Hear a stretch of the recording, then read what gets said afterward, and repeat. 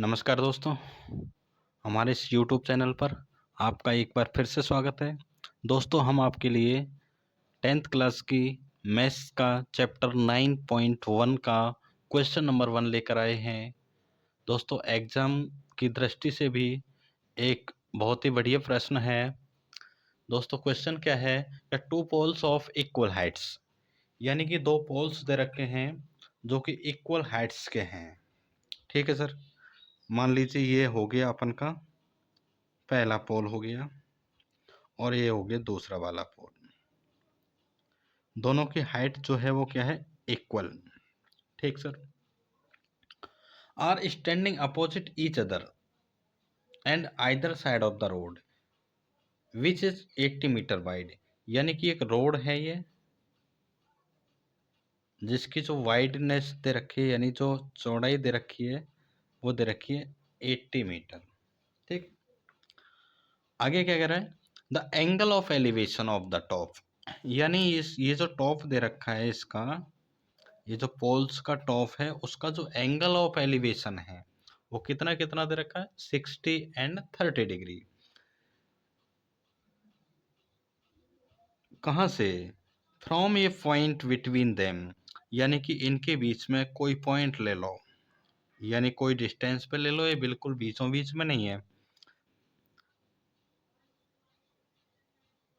यहाँ से, यानी इस पॉइंट से इसका जो ये जो पोल्स का अपर पार्ट है इसका जो एंगल ऑफ एलिवेशन है वो कितना दे रखा है, 30 डिग्री। सॉरी, ये पहला दे रखा है 60, और दूसरे वाले पोल्स का ये दे रखा है एंगल ऑफ एलिवेशन 30 डिग्री। दोस्तों, हमें ज्ञात क्या करना है, यानी फाइंड क्या करना है यहाँ से। एक तो अपन को फाइंड करना है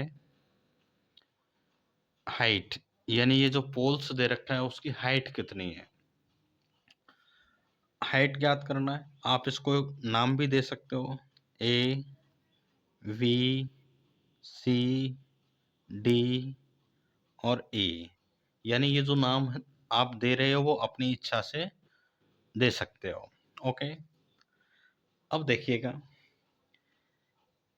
ये जो ये जो पॉइंट दे रखा है इस सड़क के बीच के अंदर, मान लीजिए लेट अस सपोज दैट ये जो डिस्टेंस है वो x मीटर है।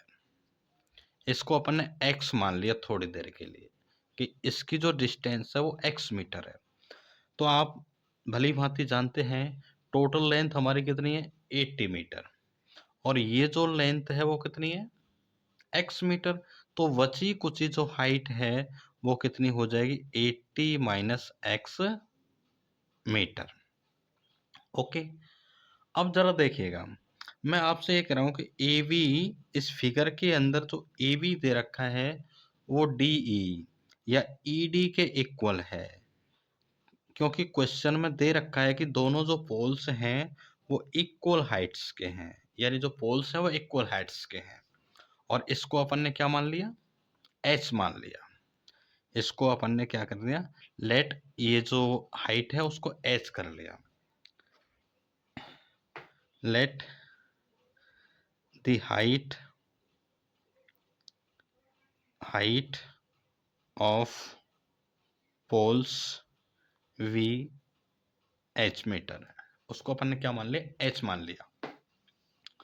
अब देखिएगा, इन ट्रायंगल ए वी सी, यानी इस वाले ट्रायंगल को आप देखिएगा, इस वाले ट्रायंगल के अंदर अपन को क्या दिख रहा है, एक तो ये दिख रहा है हाइट, और ये क्या दे रखा है, ये बेस, यानी एक तो परपेंडिकुलर दे रखा है और एक बेस दे रखा है। तो परपेंडिकुलर और बेस के बीच जो रिलेशन देने वाला ट्रिग्नोमेट्रिक रेशो है वो होता है 10। क्या होता है, 10। तो 10 और जो थीटा की वैल्यू है वो हमारे पास कितनी है, 60 डिग्री, इक्वल परपेंडिकुलर यानी कि ए बी अपॉन बेस यानी कि वी सी। 1060 की वैल्यू हमारे पास कितनी होती है, √3। ए बी एच मान लिया अपन ने, बी सी को क्या मान लिया, एक्स मान लिया। तो यहाँ से निकालोगे आप क्रॉस मल्टीप्लाई करके, h इक्वल √3x, और इसको आप इक्वेशन नंबर क्या देंगे, 1। इक्वेशन नंबर 1 दे दिया। ओके, अब देखिएगा ट्रायंगल इन ट्रायंगल CDE यानी CDE ट्रायंगल के अंदर आप इसको देखिएगा। CD के अंदर देखो हाइट दे रखी है, ये भी h है तो ये भी h है, और क्या दे रखा है, ये दे रखा है बेस, यानी परपेंडिकुलर बेस वाला कौन सा ट्रिग्नोमेट्रिक रेशो रिलेशन रखता है, तो 10 रखता है। तो 10 थीटा की वैल्यू कितनी है, 30 डिग्री, इक्वल एच अपॉन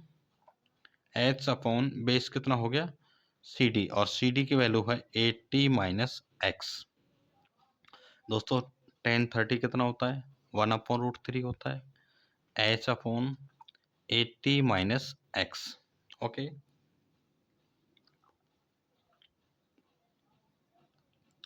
यहाँ से देखिएगा क्रॉस मल्टीप्लाई करेंगे तो एच √3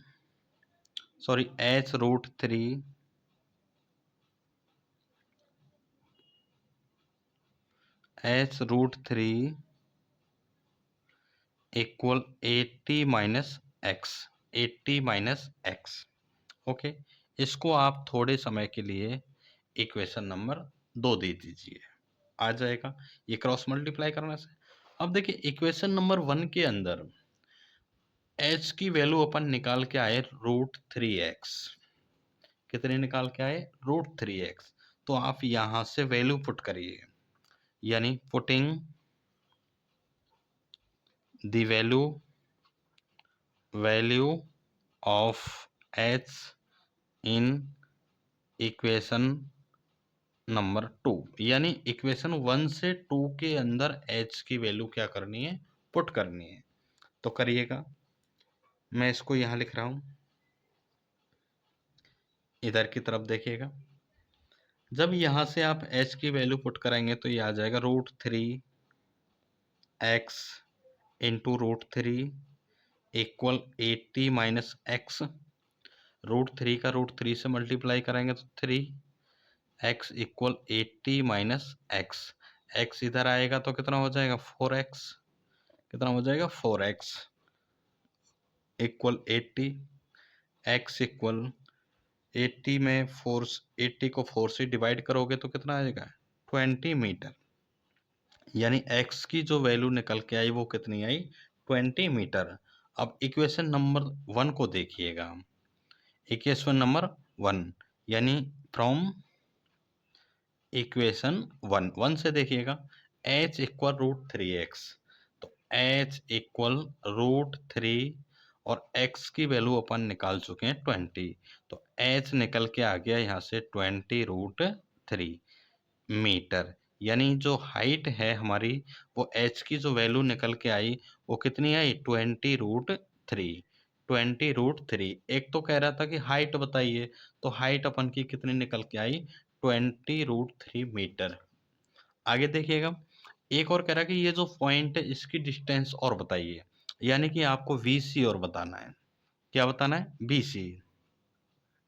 VC एंड VC आप निकाल चुके हो ऑलरेडी। VC को आपने क्या माना था, x माना था, VC को क्या माना था, x माना था, और x की वैल्यू कितनी है, 20 मीटर, कितनी होगी, 20 मीटर।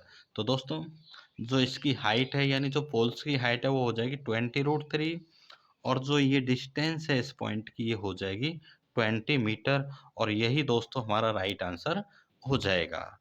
तो दोस्तों अगर ये क्वेश्चन आपकी समझ में आया हो, अगर नहीं भी आया हो, कोई भी कंसेप्ट अगर आपकी समझ में नहीं आता है तो कमेंट में बताइएगा, हम उसको आप तक पहुंचाने का पूरा प्रयास करेंगे। और हमारे इस चैनल को लाइक शेयर एंड सब्सक्राइब करना ना भूलें। धन्यवाद।